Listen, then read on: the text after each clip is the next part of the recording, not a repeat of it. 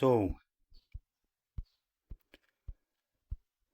how could Europe let escape a naturally instigative people who, in their madness, who are fighters and terrorists by nature and instigators by nature, uh, who show the parliaments, the seemingly democratic parliaments, not the Turkish parliaments, Mineriad parliaments, who show the democratic parliaments failed assaults and violent, aggressive signs. For even the Minister of Energy has no democratic rights in Romania to criticize Sumion, to ask him to go to Putin to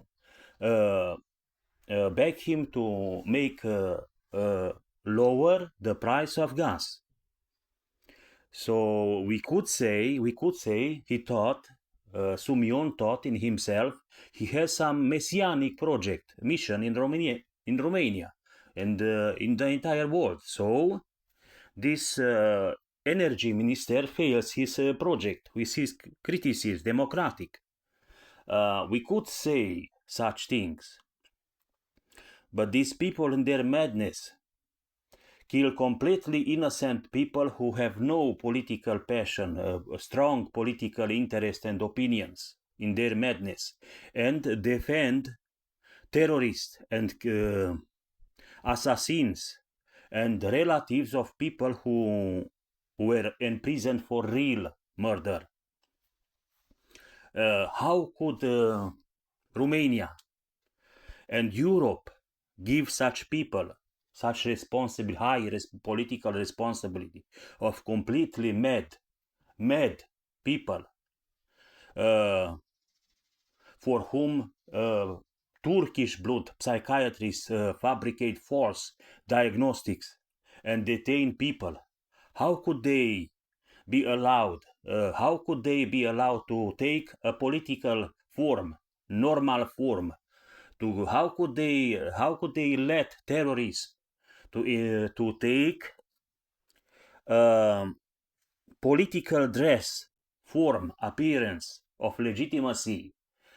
For nobody cares, understands, digests that these people violate the fundamental law of Romania, the chart of the European Union, the fundamental democratic rules, principles. They violate fundamentally the politico-geographic identity of Europe. How could they give them such a responsibility to such terrorists who support assaults, defend criminals and kill innocent people, mothers, and not only and innocent employers, bread factory owners, and general school inspectors like crazy, killing them, everybody like crazy, and supporting terrorists? And why Ursula uses to deviate the discussion to some administrative, technical aspects from the fundamentals? Why she doesn't judge, she doesn't reveal, they doesn't understand these traitors and saboteurs and terrorists and communists who are named to be local barons, local supra-constitutional barons, monarchs, communist monarchs, and extremist monarchs who give a fuck on the constitution of the country, of the fundamental prohibition of death penalty, of the constitutional prohibition of political detainment, who violate all the fundamental principles and rules and human rights and everything.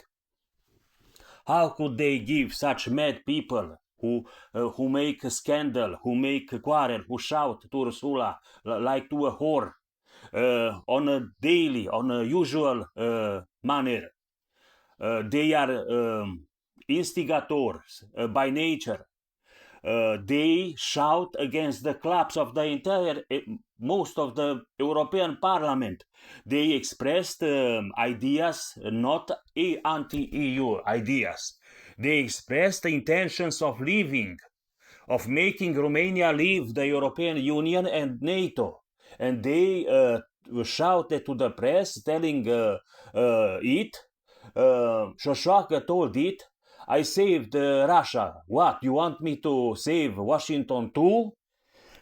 These are traitors, just like Orban used to be, saboteurs and terrorists. So how could these European leaders not digest this extremism? Is not legitimate, is not constitutional, is not fundamentally democratic, hides its true nature of sub-democratic terrorism and communism.